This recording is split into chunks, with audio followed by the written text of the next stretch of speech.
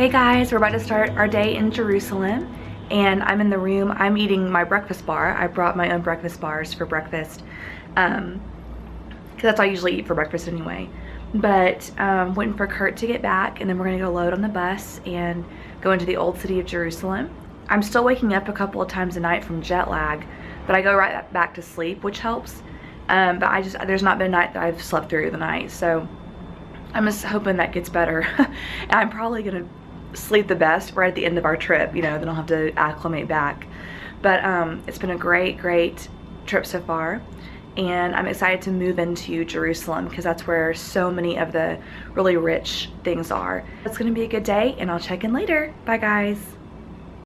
Hey guys, before Kurt gets back, I just wanted to show you kind of my bag that I'm taking around. This is my Kate Spade bag that I took to London, and it's my favorite travel bag. So this is what I carry around during the day. This is our whisper system, and you hang this around your neck and you can adjust the volume, and then you put in either your headphones or, like, these are Kurt's that he is using, and you can hear our guide talking right in your ear, so you don't have to be right next to him to be able to hear. So this is our whisper system that our travel agency provided. And then if you're traveling ever, you've got to have an external phone charger. You just charge this and it's an extra battery, and usually it's at the very end of the day that I would need it, but it's come in handy. So never forget a portable cell phone charger. I have Kleenex because you just cry here. My wallet. These are 2 prayers that I'm going to insert into the western wall, or the Wailing Wall. A friend of our family asked me to put a prayer in, and I just went ahead and did one on my own as well. So we're going to be going there, I think, today. And so yeah, I have those with me. I just have my lipstick to keep handy. And I'm constantly charging and keeping extra batteries in my case because I'm taking so much footage and it can kind of drain the battery. So I've got this, and I also have an extra SD card. And then I've got Crystal Light packets. These are good to take so you can get bottled water wherever you are, but you can flavor them if you want to. So I always take these when I travel. I did that with London too. And then hand sanitizer. Let's see if it'll focus. Maybe not. Well, yeah, there we go. Hand sanitizer. And I just have like some assorted medicines like Dramamine just in case. It's been okay so far with my patch. But that's about it. So that's my travel bag. And then I also take my backpack. There's room on the bus for my backpack, and I just have like extra medicines, my jacket, and just a few other things in there just in case I need those. But our bus stays locked, and so I just leave that on the bus, and I carry this with me. So that just shows you my bag. So we're about to head out.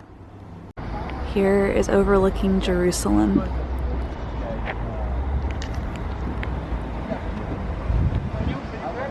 It's just incredible.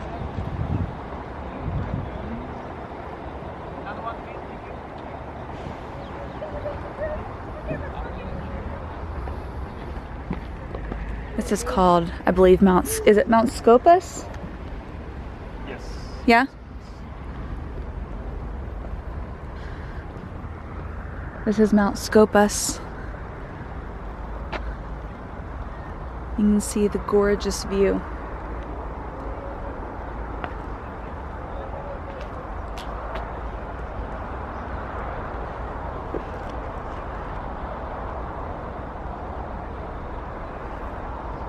A really wide angle view of the city. You could see the old city, you could see the new city, you could understand topography.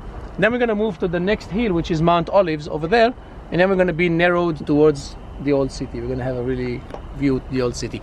Mount Scopus, Hebrew University behind us, biggest university in Israel, overlooking the old city. So we're standing on Mount Scopus. Over there is Mount Olives. Behind Mount Olives, if you would descend to the other side, you're going to descend to the Judean desert. That's how we came. So you're going to descend all the way down to the Dead Sea. That's how people would climb. When people would be to Jerusalem, they would climb from Mount Olives. So the first view of Jerusalem would be from the top of Mount Olives.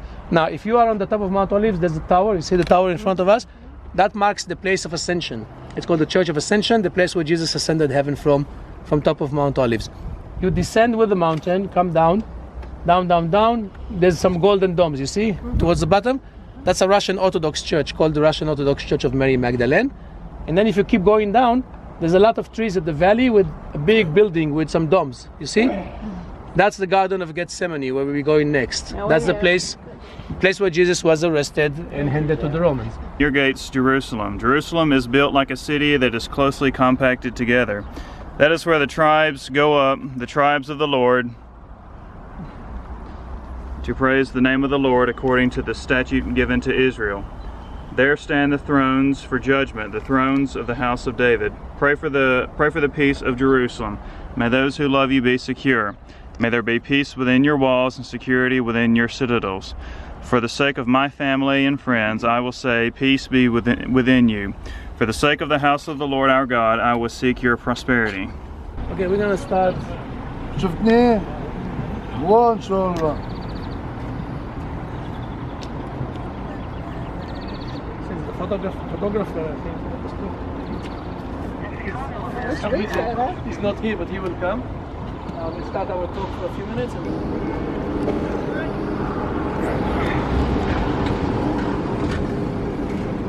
Where is Jamal? He's up. Action. Yeah, go. Top of Mount Olives, right here, Okay. down to the bottom to the Garden of Gethsemane, okay, into the temple for the sacrifice, right? Into Mount Zion there where the Last Supper is, Okay. back into the Garden of Gethsemane, the arrest, then taken to the house of Caiaphas, which is in the slopes of Mount Zion, Okay. back to the top of Temple Mount area for judgment and trial in front of Pontius Pilate, and then Church of Holy Sepulchre over there. I got it. Cut.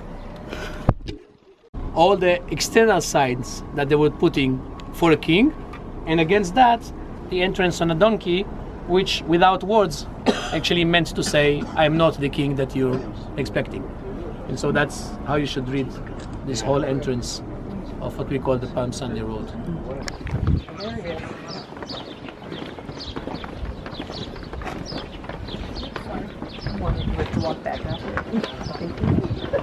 Oh, yay! That's where you're falling. Sorry, you're falling. Fall backwards. Great. Okay, now listen. Hey, really. You know, I'm not very good. Where are we going? We are going to the Garden of Gethsemane. It's a steep decline.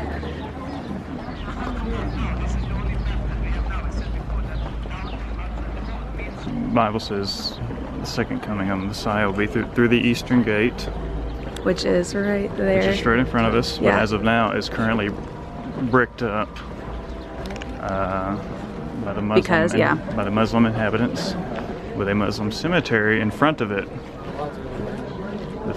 Because they believe that will keep Yes, him out. because in Jewish religious laws, going through cemeteries makes you unclean, so it is a boundary. It's a way to prevent the second coming. So they're trying to prevent the second coming by blocking that. Yes, by giving a physical barrier and a spiritual barrier in front of the eastern gate.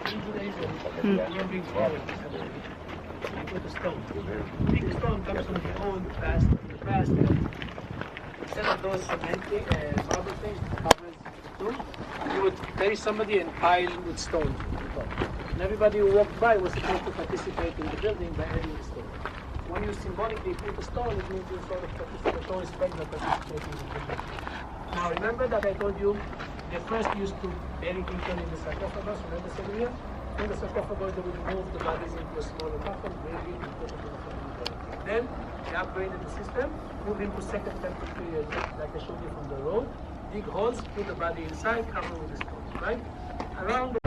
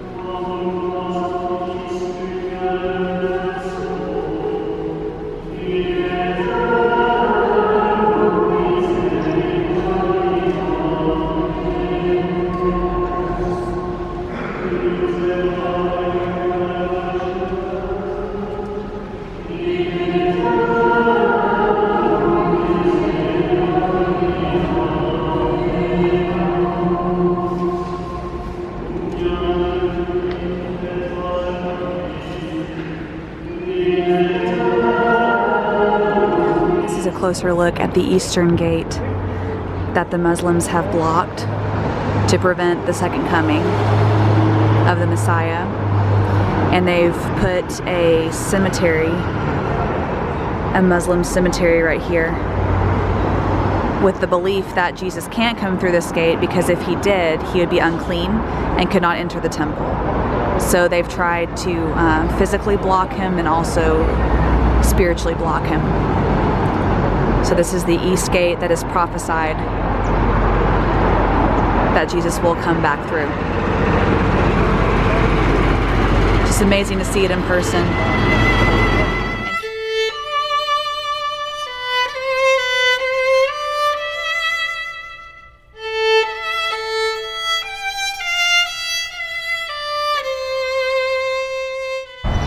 Let me read the message first and then I'll The Bible says, when Jesus went with his disciples to a place called Gethsemane, and he said to them, sit here while I go over there and pray. He took Peter and the two sons of Zebedee, that was who? James and John, along with him, and he began to be sorrowful and troubled. Then he said to them, my soul is overwhelmed with sorrow to the point of death. Stay here and keep watch with me. Going a little farther, he fell with his face to the ground and prayed, my Father, if it is possible, may this cup be taken from me. Yet not as I will, but as you will. Then he returned to his disciples and found them sleeping. Couldn't you men keep watch with me for 1 hour? He asked Peter. Watch and pray so that you will not fall into temptation. The spirit is willing, but the flesh is weak. He went away a second time and prayed, my Father, if it is not possible for this cup to be taken away unless I drink it, may your will be done. When he came back, he again found them sleeping because their eyes were heavy. So he left them and went away once more and prayed the third time, saying the same thing. Then he returned to the disciples and said to them, are you still sleeping and resting?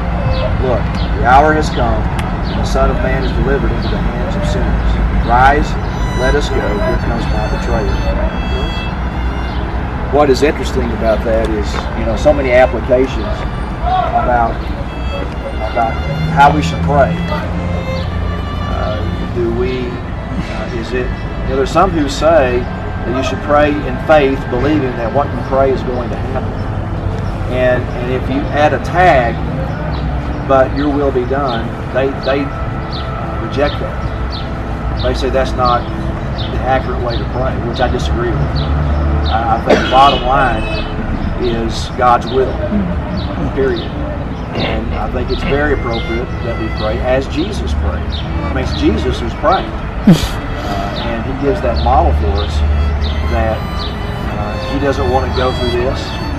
He's at this point, he feels the weight of it, but he knows that's God's will. And he did that, of course, of his love for us and his love for God. And it was all part of his eternal plan that he should do that. It's there at the very end of the passage, as he said, Moshe said, he knew they were coming. He could have hit the hills and run. But he said, rise, let us go, and that meant to them. So they approached Judas and the chief high priest, the guard who was in charge of arresting Jesus. The agony that he experienced.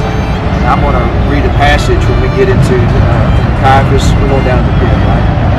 I'm going to read a passage of scripture there that will really tie into what happened here in the Garden of Gethsemane, what he was feeling, what was on his mind, he was experiencing these last few days before he went to the cross.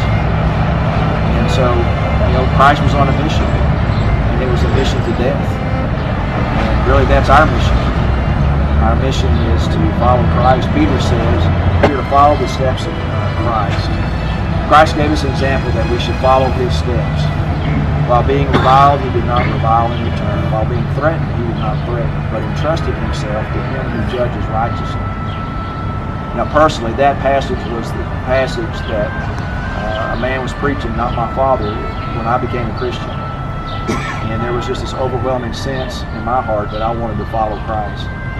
And I didn't understand all that meant, but I knew that that's what I wanted. I just was overwhelmed with that thought of following his example of Christ, which his example, the context of that passage is his suffering and his death.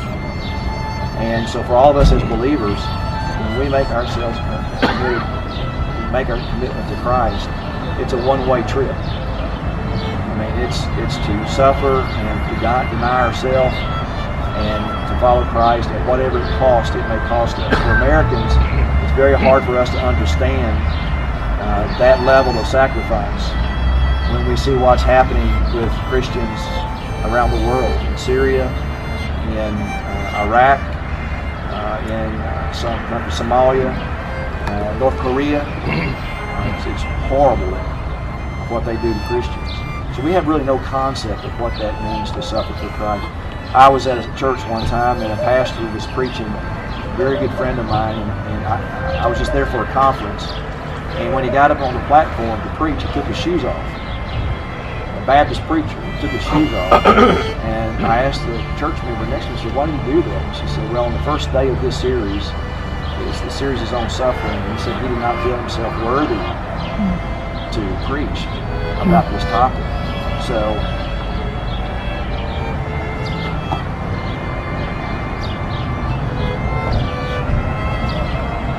out of respect for those who do something,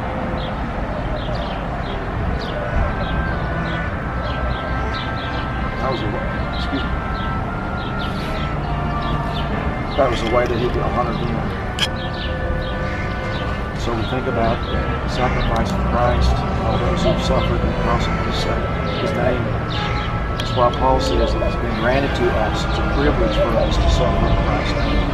Philippians 1:21. So when you get over here, it just helps you understand the context of really what Christ suffered. And yet he knew it. He did it because he loves us. So when you think about that, it's going to all come to the climax when we come back to where it all ended. It really began. It's the beginning. The end was just the beginning for us. So we'll say more about that along the way. I'll talk about that passage, but I think one thing it encourages us to pray, God, your will be done, whatever it is, and be willing to say that with sincerity so that we're prepared for what might come. It's not maybe what we want or what we like, but it's all part of God's design. The suffering that you're experiencing right now, whatever level it might be, God has allowed that to happen, and it's not a set of coincidences. But he's allowed that because he's trying to make us more like Christ, building the character in us.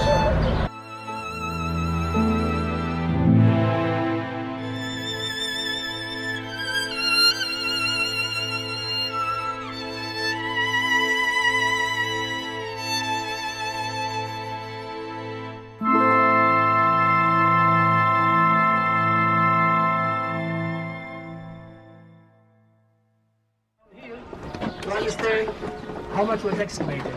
Because remember that painting, that drawing from 1880. The guy was sitting underneath the arch with that green bushes, see? On that little step there. And his feet were on that step, which means everything below that was excavated. Look around you, that's all here was removed and excavated in order to get to this level. And this level is the original level from Jesus' time. Wow. So what did we have here in Jesus' time? There was the western wall. This is the western wall, right? This is the southern wall. So we are on the southwest corner of Temple Mount area. So these are streets that date back to Jesus' time in Jerusalem. It's been excavated. This is a Herodian wall built by Herod. These were shops in this area.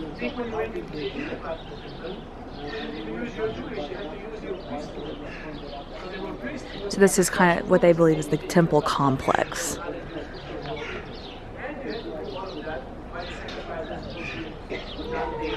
It's pretty cool.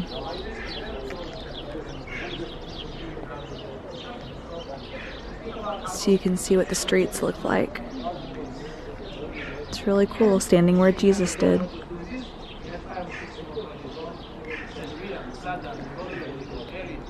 So this is a retaining wall. It is not a foundation. Herod wanted to increase the surface area for the temple complex, but because of the temple complex being on a hill, you have to make the hill bigger. So you make a huge retaining wall, and you can add dirt. And so this is the retaining wall from Herod's day, because the second temple was already 500 years in existence at the time. So this is merely a wall just to make the temple complex itself bigger. So how does this relate to what Jesus was doing in Jerusalem? Because this wall would have existed during Jesus' day when he comes to the temple. It would have or wouldn't have? It would have. This wall would have existed. So this is what Jesus would have seen when he shows up to the temple.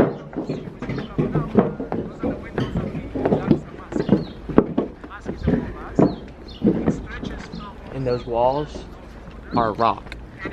It's rock. You're such a... That's my contribution.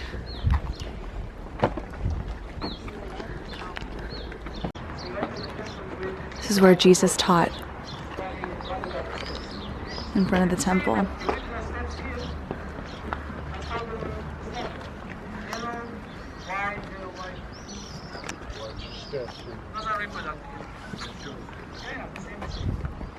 This is the main entrance. The double gate of the temple, there's one gate over there, see, no? That used to be a temple entrance right there. These were the steps.